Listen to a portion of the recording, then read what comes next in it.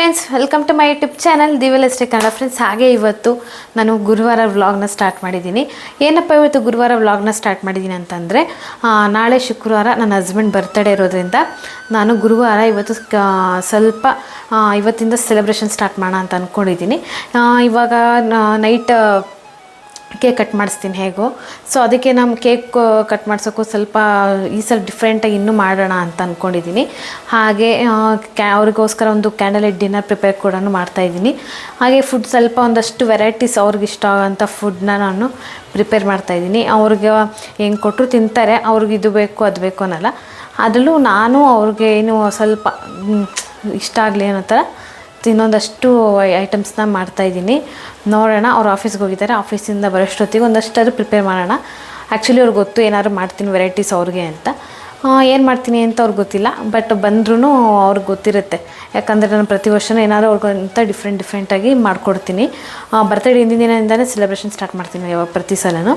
So ಹಾಗಾಗಿ ಇವಾಗ ನಾನು ವ್ಲಾಗ್ನ ಸ್ಟಾರ್ಟ್ ಮಾಡಿದ್ದೀನಿ.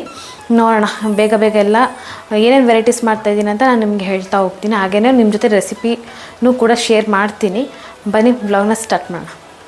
ಫ್ರೆಂಡ್ಸ್, ಹಾಗೆ ಏನಪ್ಪ ಅಂತಂದು ಈಗ ನಾನು ಬಟರ್ ಕುಲ್ಚಾ ಮಾಡ್ಕೊಳ್ಳೋದಕ್ಕೆ ರೆಡಿ ಮಾಡ್ಕೊಳ್ತಾ ಇದ್ದೀನಿ. ಬಟರ್ ಕುಲ್ಚಾ ಹೇಗೆ ಮಾಡ್ತೀನಿ ಅದನ್ನು ನಾನು ನಿಮ್ಮ ಜೊತೆ ಶೇರ್ ಮಾಡ್ಕೊಳ್ತೀನಿ. ಆ್ಯಕ್ಚುಲಿ ಏನಪ್ಪ ಅಂದರೆ ಬಟರ್ ಕುಲ್ಚಾನ ನಾನು ಮೈದಾ ಹಿಟ್ಟಲ್ಲಿ ಮಾಡಲ್ಲ. ಆಶೀರ್ವಾದ್ ವೀಟ್ ಫ್ಲೋರಿಂದನೇ ನಾನು ಮಾಡೋವಂಥದ್ದು. ಮೈದಾ ಎಲ್ಲ ಅನ್ಹೆಲ್ತಿ ಅಂತ ನಾನು ಜಾಸ್ತಿ ಯೂಸ್ ಮಾಡಲ್ಲ ಮೈದಾನ.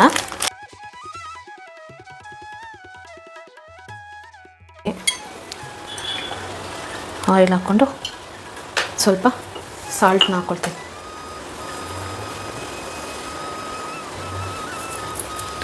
ಸಾಲ್ಟ್ ಹಾಕ್ಕೊಳ್ತೀನಿ. ಹಾಗೆ ಪೌಡರು ಸ್ವಲ್ಪ ಹಾಕ್ಕೊಳ್ತಾ ಇದ್ದೀನಿ. ಆ್ಯಕ್ಚುಲಿ ಬೇಕಿಂಗ್ ಪೌಡ್ರ್ ಯೂಸ್ ಮಾಡಲ್ಲ ನಾನು ಯಾವುದೂ. ಇವತ್ತು ಬಟರ್ ಕುಲ್ಚಾಗೆ ಯೂಸ್ ಮಾಡ್ಕೊಳ್ತಾ ಇದ್ದೀನಿ. ಅದನ್ನ ಸ್ವಲ್ಪ ಹಾಕ್ಕೊಳ್ತೀನಿ. ಸೋಡಾ ಕೂಡ ಯೂಸ್ ಮಾಡ್ಕೊಳ್ತೀನಿ. ನಾನು ಡೋನ ಪ್ರಿಪೇರ್ ಮಾಡ್ಕೊಳ್ತೀನಿ.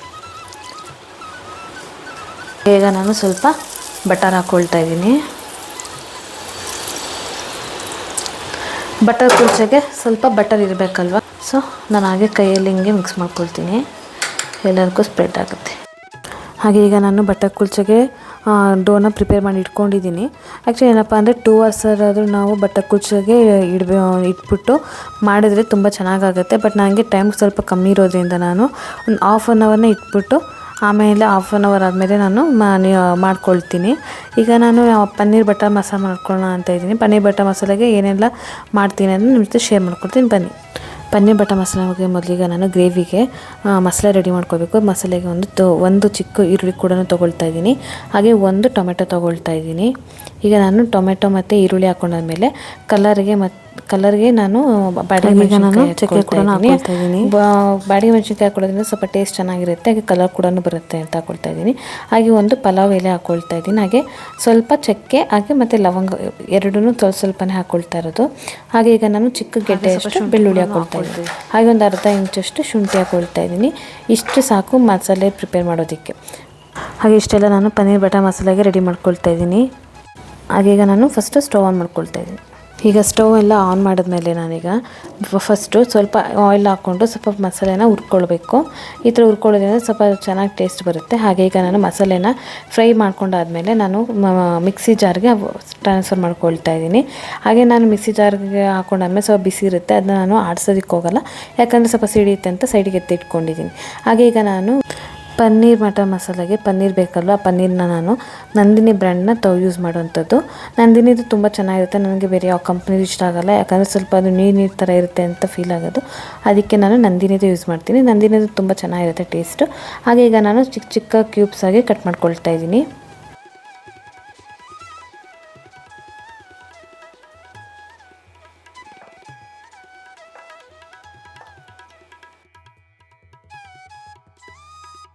ಹಾಗೆ ನಾನು ಪನ್ನೀರು ಎಷ್ಟು ಬೇಕೋ ಅಷ್ಟು ಮಾತ್ರ ಕಟ್ ಮಾಡ್ಕೊಳ್ತಾ ಇದ್ದೀನಿ. ಕಟ್ ಮಾಡ್ಕೊಂಡಾದ್ಮೇಲೆ ಈಗ ಬಾಣಲಿಗೆ ಒಂದು ಸ್ವಲ್ಪ ಆಯಿಲ್ ಹಾಕಿ ಸ್ವಲ್ಪ ಬಟರ್ ಹಾಕಿದ್ದೆ. ಬಟರ್ ಹಾಕಿದ್ಮೇಲೆ ಸ್ವಲ್ಪ ಚಕ್ಕೆ ಒಂದೇ ಒಂದು ಪಲಾವ್ ಎಲೆ ಹಾಕಿ ಚಿಕ್ಕ ಈರುಳ್ಳಿನ ಕಟ್ ಮಾಡ್ಕೊಂಡಿದ್ದೆ. ಈರುಳ್ಳಿ ಕಟ್ ಮಾಡ್ಕೊಂಡಾದ್ಮೇಲೆ ಈಗ ನಾನು ರುಬ್ಬಿರೋ ಮಸಾಲೆನ ಹಾಕ್ಕೊಳ್ತಾ ಇದ್ದೀನಿ.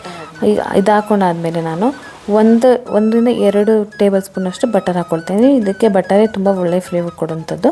ಅದನ್ನೆಲ್ಲ ಹಾಕ್ಕೊಂಡಾದ್ಮೇಲೆ ಲಾಸ್ಟಿಗೆ ಕಸೂರಿ ಮೆಥಿನ ಉದುರಿಸಿದ್ದೀನಿ. ಇದು ಕಸೂರಿ ಮೆಥಿ ಹಾಕ್ಕೊಳ್ಳೋದ್ರೆ ತುಂಬ ಚೆನ್ನಾಗಿ ಟೇಸ್ಟ್ ಇರುತ್ತೆ.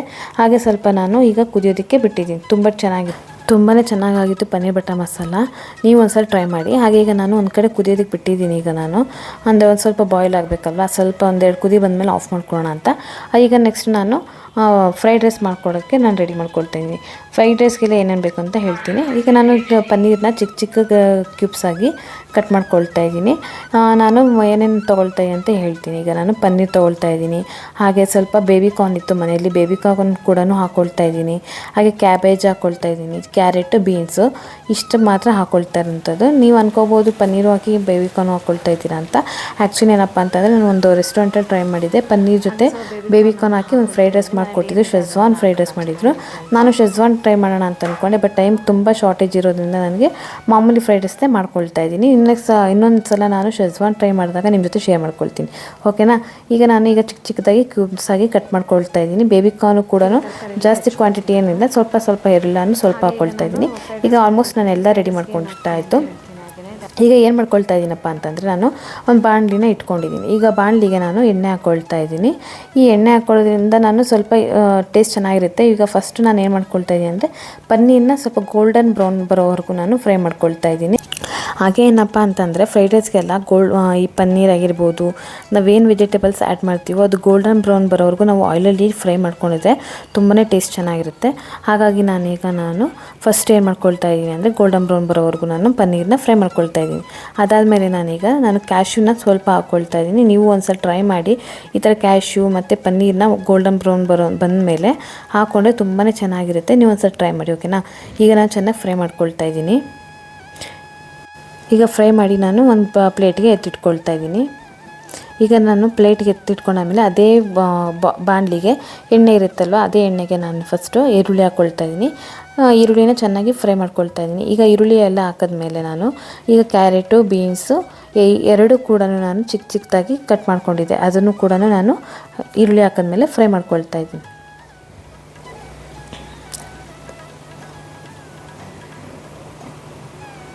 ಹಾಗೆ ನಾನೀಗ ಮೆಣಸಿನ್ಕಾಯಿನೂ ಕೂಡ ಈರುಳ್ಳಿ ಜೊತೆನೇ ಹಾಕ್ಕೊಂಡಿದ್ದೆ. ಈಗ ನಾನು 1-2 ಟೇಬಲ್ ಸ್ಪೂನಷ್ಟು ನಾನು ಶುಂಠಿ ಬೆಳ್ಳುಳ್ಳಿ ಪೇಸ್ಟ್, ನಿಮಗೆಲ್ಲ ಗೊತ್ತಿರೋಗೆ ನಮ್ಮ ಮನೇಲಿ ಪ್ರಿಪೇರ್ ಮಾಡೋದು ಶುಂಠಿ ಬೆಳ್ಳುಳ್ಳಿ ಪೇಸ್ಟು ತುಂಬಾ ಚೆನ್ನಾಗಿರುತ್ತೆ ಮನೇಲಿ ಮಾಡೋದ್ರಿಂದ ಅಂದ್ಬಿಟ್ಟು ನಾನು ಮನೆಯಲ್ಲೇ ಮಾಡ್ತೀನಿ. ಹಾಗೆ ಅದೊಂದು 1-2 ಸ್ಪೂನಷ್ಟು ನಾನು ಶುಂಠಿ ಬೆಳ್ಳುಳ್ಳಿ ಪೇಸ್ಟ್ ಹಾಕ್ಕೊಂಡಿದ್ದೀನಿ. ಹಾಗೆ ಈಗ ನಾನು ರುಚಿಗೆ ತಕ್ಕಷ್ಟು ಉಪ್ಪು ಹಾಕ್ಕೊಳ್ತಾ ಇದ್ದೀನಿ. ಉಪ್ಪು ಹಾಕ್ಕೊಂಡು ಚೆನ್ನಾಗಿ ಫ್ರೈ ಮಾಡ್ಕೊಳ್ಬೇಕು.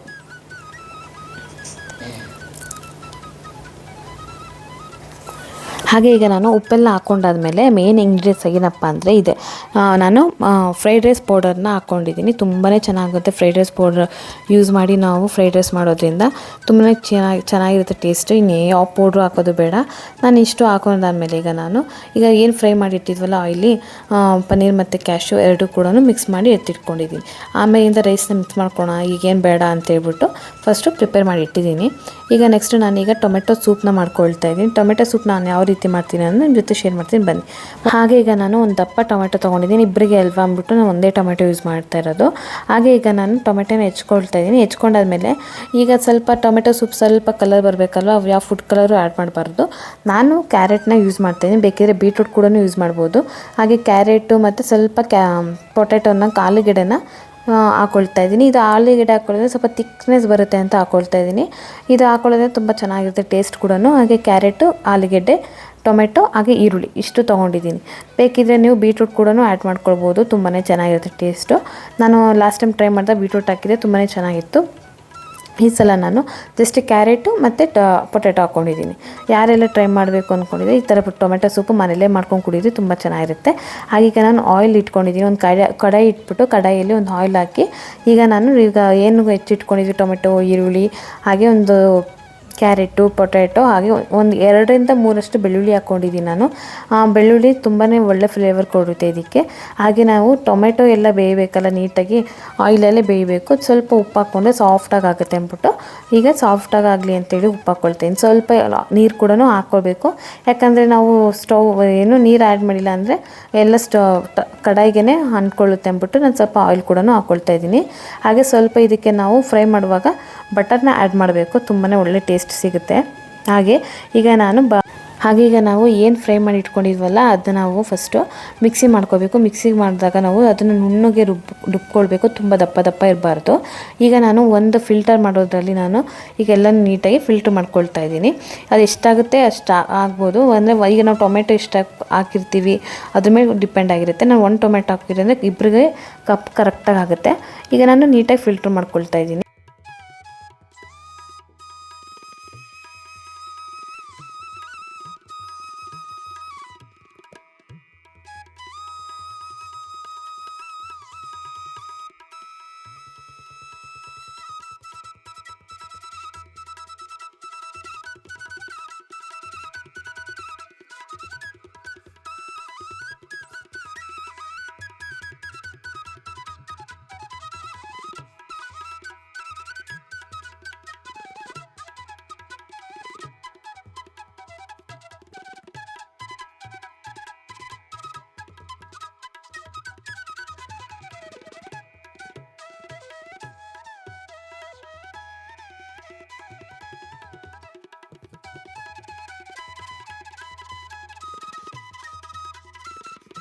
ಹಾಗೆ ಆ ಕಡಾಯಿಗೆ ನಾನು ಈಗ ಏನು ರುಬ್ಬಿದ್ವಲ್ಲ ಅದರಲ್ಲೇ ಫಿಲ್ಟರ್ ಮಾಡ್ಕೊಂಡಿದ್ದೆ. ಅದನ್ನು ಈಗ ನಾನು ಸ್ಟವ್ ಮೇಲೆ ಇಟ್ಕೊಂಡು ಒಂದು ಸ್ವಲ್ಪ ಬಟರ್ನ ಹಾಕ್ಕೊಂಡಿದ್ದೀನಿ. ಈಗ ಬಟರ್ ಹಾಕ್ಕೊಂಡಾದ್ಮೇಲೆ ನಾನು ಸ್ವಲ್ಪ ಅದನ್ನ ನೀರು ಹಾಕಿ ಸ್ವಲ್ಪ ಬಾಯ್ಲ್ ಆಗಿ ಬಿಟ್ಟಿದ್ದೀನಿ. ಇಷ್ಟೇ ಟೊಮೆಟೊ ಸೂಪ್ ಒಳ್ಳೆ ಟೇಸ್ಟ್ ಇರುತ್ತೆ ಅಂತಲೇ ಹೇಳ್ಬೋದು. ಈಗ ನಾನು ಬಟಾರ್ ಕುಲ್ಚೆಗೆ ಫಸ್ಟ್ ಟೈಮ್ 1/2 ಅವರ್ ನೆನೆಸಿಟ್ಟಿದ್ದೆ ಅಲ್ವಾ, ಹಾಗೆ ಮಾಡೋಕ್ಕೆ ಒಂದು 10-15 ನಿಮಿಷ ಇರೋ ಥರ ನಾನೇನು ಮಾಡ್ಕೊಳ್ತಾ ಇದ್ದೆ, ಚಿಕ್ಕ ಚಿಕ್ಕ ಉಂಡೆಗಳು ಹಾಗೆ ಮಾಡಿ ಇಟ್ಕೊಳ್ತಾ ಇದ್ದೀನಿ. ಈ ಥರ ಮಾಡಿ ಇಟ್ಕೊಳ್ಳೋದ್ರಿಂದ ಏನಾಗುತ್ತಪ್ಪ ಅಂತಂದರೆ ತುಂಬ ಚೆನ್ನಾಗಿ ಬರುತ್ತೆ. ಹಾಗೆ ಎಲ್ಲೂ ಬ್ರೇಕ್ ಥರನೂ ಬರೋದು. ಈ ಥರ ಮಾಡಿ ಇಟ್ಕೊಳ್ಳೋದ್ರಿಂದ ಸ್ವಲ್ಪ ಸಾಫ್ಟಾಗಿ ಕೂಡ ಬರುತ್ತೆ, ತುಂಬಾ ಚೆನ್ನಾಗಿ ಬರುತ್ತೆ ಅಂತಲೇ ಹೇಳ್ಬೋದು. ಈಗ ನಾನು ಅದು 10-15 ನಿಮಿಷ ಆಗಿತ್ತು. ಈಗ 15 ನಿಮಿಷ ಆದಮೇಲೆ ನಾನೀಗ ಬಟಾರ್ ಕುಲ್ಚೆ ಮಾಡ್ಕೊಳ್ಳೋದಕ್ಕೆ ಸ್ಟಾರ್ಟ್ ಮಾಡಿದ್ದೀನಿ. ಇದು ಏನಪ್ಪ ಅಂತಂದರೆ ತುಂಬ ತೆಳ್ಳ ಮಾಡಬಾರ್ದು, ಸ್ವಲ್ಪ ದಪ್ಪನೂ ಇರಬೇಕು, ಸ್ವಲ್ಪ ತೆಳ್ಳನೂ ಇರಬೇಕು. ಆ ಥರ ಸೈಜ್ ನೋಡ್ಕೊಂಡು ನಾವು ಮಾಡ್ಕೊಳ್ಬೇಕು. ಹಾಗೆ ಸ್ವಲ್ಪ ತುಂಬ ಅಗಲ ಮಾಡಬಾರ್ದು, ಸ್ವಲ್ಪ ಚಿಕ್ಕದಾಗೆ ಮಾಡಿಕೊಂಡ್ರೂ ಪರವಾಗಿಲ್ಲ. ಈಗ ನಾನು ಅದೇ ಲಟ್ಟಿಸಿರ್ತೀವಲ್ಲ ಅದ ಮೇಲೆ ನಾನು ಸ್ವಲ್ಪ ಎಳ್ಳು ಹಾಗೆ ಹೆಚ್ಚಿಟ್ಟಿರೋಂಥ ಕೊತ್ತಂಬರಿ ಸೊಪ್ಪು ಇಷ್ಟು ಕೂಡ ಹಾಕ್ಕೊಂಡು ರೆಡಿ ಮಾಡ್ಕೊಂಡಿದ್ದೀನಿ. ಈಗ ಏನಪ್ಪ ಅಂತ ಫ್ರೆಂಡ್ಸ್, ಹಾಗೆ ನಿಮ್ಮ ಹತ್ರ ಇನ್ನೊಂದು ಏನಪ್ಪ ಅಂದರೆ ಈ ಥರ ರೆಸಿಪೀಸ್ ಎಲ್ಲ ನಾನು ಇನ್ನೊಂದು ಸಲ ನಿಮಗೆ ಡೀಟೇಲಾಗಿ ಶೇರ್ ಮಾಡ್ಕೊಳ್ತೀನಿ. ಈ ಥರ ಎಲ್ಲ ರೆಸಿಪೀಸ್ನ ಇದ್ದರೆ ನಿಮಗೂ ಕನ್ಫ್ಯೂಷನ್ ಆಗುತ್ತೆ. ಹಾಗೆ ಬಟಾರ್ ಕುಲ್ಚೆ ರೆಸಿಪಿನ ಇನ್ನೊಂದು ವ್ಲಾಗಲ್ಲಿ ಶೇರ್ ಮಾಡ್ಕೊಳ್ತೀನಿ. ಓಕೆನಾ?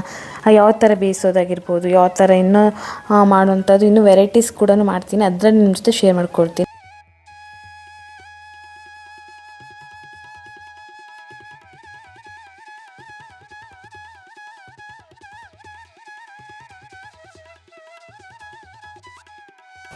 ಹಾಗೆ ಈಗ ನಾನು ಎಲ್ಲ ರೆಸಿಪೀಸು ಮಾಡಿದಾಯಿತು. ಈಗ ರೆಸಿಪೀಸ್ ಎಲ್ಲ ಮಾಡಿದ ಮೇಲೆ ನಾನು ಕ್ಯಾಂಡಲ್ ಲೈಟ್ ಡಿನ್ನರ್ಗೆ ರೆಡಿ ಮಾಡ್ಕೊಳ್ತಾ ಇದ್ದೀನಿ. ಆ್ಯಕ್ಚುಲಿ ಏನಪ್ಪ, ನನಗಂತೂ ಕ್ಯಾಂಡಲ್ ಲೈಟ್ ಡಿನ್ನರ್ ಮಾಡೋದಂದ್ರೆ ತುಂಬಾ ಇಷ್ಟ ಆಗುತ್ತೆ ನನಗೆ. ಯಾವ್ದಾದ್ರು ಸಿಂಪಲ್ ಅಕೇಷನ್ಸ್ ಆದರೂ ಆಗಿರಲಿ, ಯಾವಾಗಾದ್ರೂ ವೀಕೆಂಡ್ ಆಗಿರಲಿ, ನಾನು ಹಸ್ಬೆಂಡ್ ಸೇರಿಕೊಂಡು ಕ್ಯಾಂಡಲ್ ಲೈಟ್ ಡಿನ್ನರ್ ಮಾಡ್ತಾ ಇರ್ತೀವಿ. ಆ್ಯಕ್ಚುಲಿ ಏನಪ್ಪ ಅಂದರೆ ಈಗ ನಾನು ಎಲ್ಲ ಸೆಟ್ ಮಾಡ್ಕೊಳ್ತಾ ಇದ್ದೀನಿ. ಈಗ ನಾನು ಮನೇಲಿ LED ಲೈಟ್ ಇತ್ತು, LED ಲೈಟು ಹಾಗೆ ಕೆಲವೊಂದು ಕ್ಯಾಂಡಲ್ಸ್ ಕೂಡ ಇತ್ತು ನಮ್ಮ ಮನೇಲಿ. ಅದನ್ನು ಯೂಸ್ ಮಾಡಿಕೊಂಡು ನಾನು ಕ್ಯಾಂಡಲ್ ಲೈಟ್ ಡಿನ್ನರ್ಗೆ ರೆಡಿ ಮಾಡ್ಕೊಳ್ತಾ ಇದ್ದೀನಿ. ನಾನು ಯಾವ ರೀತಿ ಮಾಡ್ತೀನಿ ಅಂತ ನೀವು ನೋಡ್ಬೋದು. ಹಾಗೆ ಏನಪ್ಪ ಅಂತಂದರೆ ಈ ಥರ ನನ್ನ ಹಸ್ಬೆಂಡ್ ಬರ್ಡೇಗೆ ಈ ಥರ ಸಿಂಪಲಾಗಾದರೂ ಏನಾದರೂ ಮಾಡ್ತಾ ಇರಬೇಕು ಅನ್ನೋದು ನಂಗೆ ತುಂಬ ಇಷ್ಟ ಆಗುತ್ತೆ. ಹಾಗೆ ಈಗ ಕ್ಯಾಂಡಲ್ ಲೈಟ್ ಡಿನ್ನರ್ಗೆ ರೆಡಿ ಮಾಡ್ತಾಯಿದ್ದೀನಿ.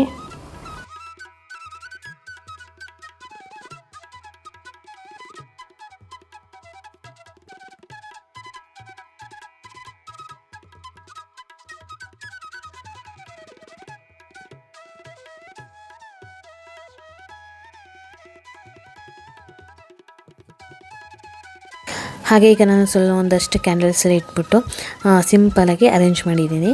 ಹಾಗೆ ಈಗ ನಾನು ಏನು ಪ್ರಿಪೇರ್ ಮಾಡಿದ್ದೆ ಅದನ್ನ ಕೂಡ ಈಗ ನಾನು ಟೇಬಲ್ ಮೇಲೆ ಇಟ್ಕೊಳ್ತಾ ಇದ್ದೀನಿ.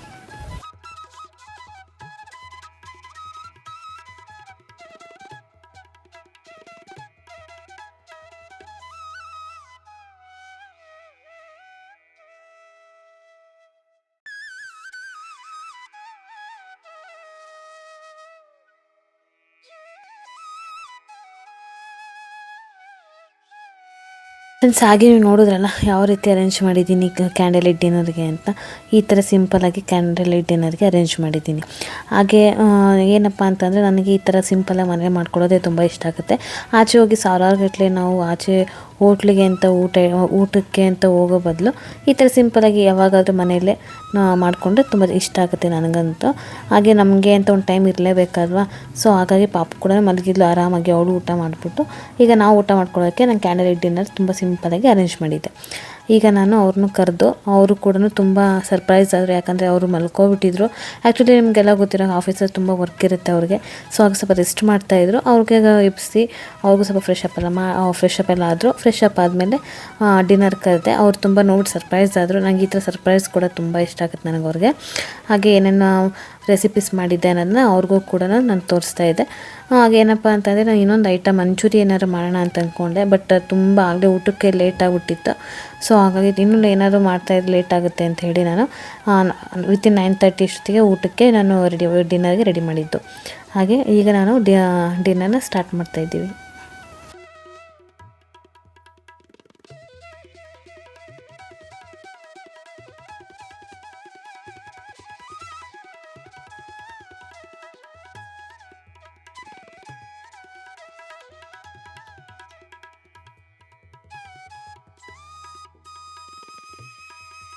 ಹಾಗೆ ಏನಪ್ಪ ಅಂದರೆ ಈ ಥರ ಡಿನ್ನರ್ ಮಾಡಿಕೊಂಡು ಇಡೀ ದಿನ ಅವ್ರ ಆಫೀಸಲ್ಲಿ ಏನಾಯಿತು, ನಮ್ಮ ಡೇ ಹೇಗಿತ್ತು ಅಂತ ಮಾತಾಡಿಕೊಂಡು ನಮ್ಮ ಡಿನ್ನರ್ನ ಸ್ಟಾರ್ಟ್ ಮಾಡ್ತಾಯಿದ್ದೀವಿ.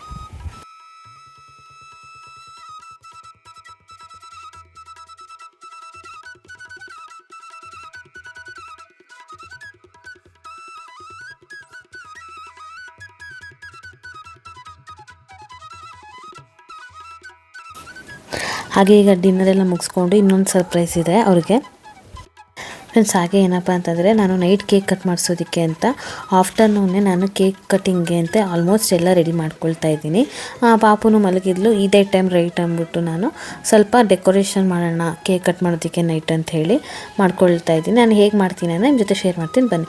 ನಾನು ಚಿಕ್ಕದೊಂದು ಬೆಡ್ ಇತ್ತು ನಮ್ಮ ಮನೆಯಲ್ಲಿ, ಆ ಬೆಡ್ ಇಟ್ಕೊಂಡು ನಾನು ಕೆನೋಪಿ ಥರ ಒಂದಷ್ಟು ಸಿಂಪಲಾಗಿ ಡೆಕೋರೇಟ್ ಮಾಡ್ತಾಯಿದ್ದೀನಿ. ಹಾಗೆ ಇದೆಲ್ಲ ನಾನು ಆನ್ಲೈನಲ್ಲೇ ಬುಕ್ ಮಾಡ್ಕೊಂಡಿದ್ದೆ, ಎಲ್ಲ ಇನ್ ಟೈಮಿಗೆ ಬಂದಿತ್ತು ಅಂಥೇಳಿ ಬೇಗ ಎಲ್ಲ ಮಾಡಿಕೊಂಡೆ. ಹಾಗೆ ಕೆನೋಪಿ ಮಾಡೋದಕ್ಕೂ ಕೂಡ ನಾನು ತರಿಸಿದೆ ಆನ್ಲೈನಲ್ಲೇ, ತುಂಬ ರೀಸನಬಲ್ ಪ್ರೈಸ್ ಸಿಕ್ಕಿತ್ತು ನನಗೆ. ಹಾಗೆ ಈಗ ನಾನು ಡೆಕೋರೇಟ್ ಮಾಡ್ತಾಯಿದ್ದೀನಿ. ಹೇಗೆ ಮಾಡ್ತೀನಿ ಅಂದರೆ ನೀವು ನೋಡ್ಬೋದು.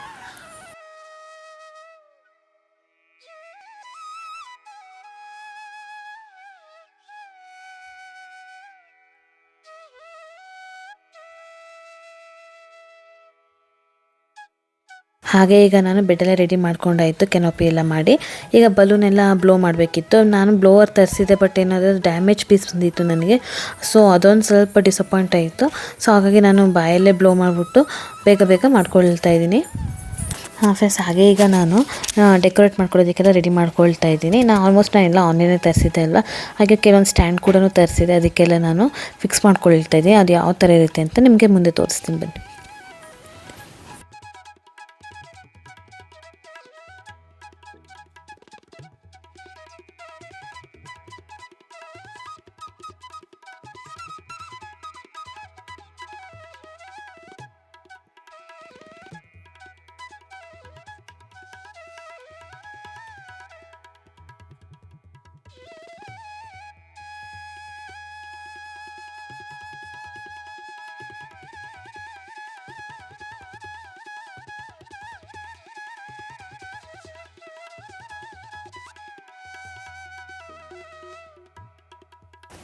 ಫ್ರೆಂಡ್ಸ್, ಹಾಗೆ ಈಗ ನಾನು ಹ್ಯಾಪಿ ಬರ್ಡೇ ಅನ್ನೋದು ಕೂಡ ನಾನು ಸ್ಟಿಕ್ ಮಾಡ್ಕೊಳ್ತಾ ಇದ್ದೀನಿ.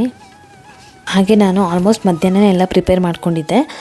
LED ಲೈಟ್ ಮಾತ್ರ ಒಂದು ಬ್ಯಾಲೆನ್ಸ್ ಇಟ್ಕೊಂಡಿದ್ದೆ, ಯಾಕಂದರೆ ಕ್ಯಾಂಡಲ್ ಲೈಟ್ ಡಿನ್ನರ್ ಮಾಡೋ ಒಂದು ಪ್ಲ್ಯಾನ್ ಇತ್ತಲ್ವ, ಅದಕ್ಕೆ ನಾನು LED ಲೈಟ್ನ ನಾನು ನೈಟ್ ಡಿನ್ನರ್ ಎಲ್ಲ ಆದಮೇಲೆ ಅದನ್ನ ಸೆಟ್ ಮಾಡ್ಕೊಳ್ತಾ ಇದ್ದೀನಿ ಈಗ.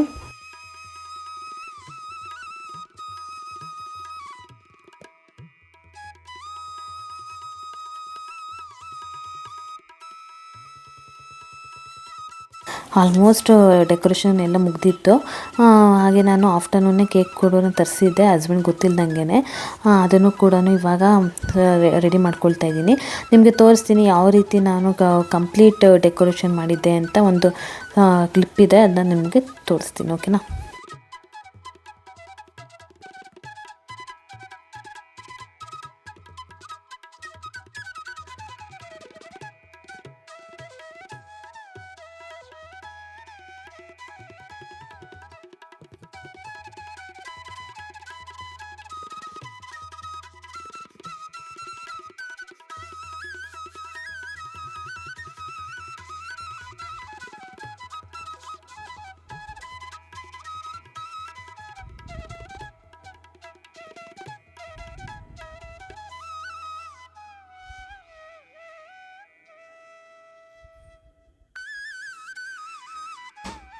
ಫ್ರೆಂಡ್ಸ್, ಹಾಗೆ ನೋಡಿದ್ರಲ್ಲ ನಾನು ಯಾವ ರೀತಿ ಡೆಕೋರೇಟ್ ಮಾಡಿದೆ ಅಂತ. ಹಾಗೆ ಈಗ ನಾನು ಹಸ್ಬೆಂಡ್ನ ಕರಿತೀನಿ, ನೋಡೋಣ ಅವ್ರು ಯಾವ ರೀತಿ ಸರ್ಪ್ರೈಸ್ ಆಗ್ತಾರೆ ಅಂತ.